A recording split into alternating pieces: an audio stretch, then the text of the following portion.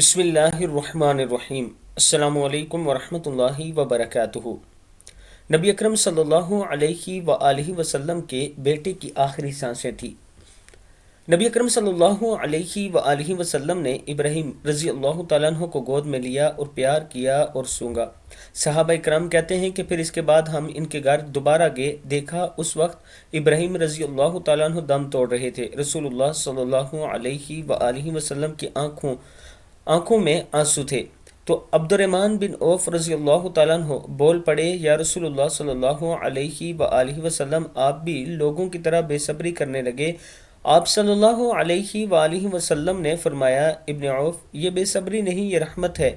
پھر آپ صلی اللہ علیہ وآلہ وسلم دوبارہ روئے اور فرمایا، آنکھوں سے آنسو جاری ہیں اور دل غم سے نڈال ہے، پر زبان سے ہم کہیں گے وہی جو ہمارے پروردگار کو پسند ہے، اور اے ابراہیم، ہم تیری جدائی سے غمگین ہیں۔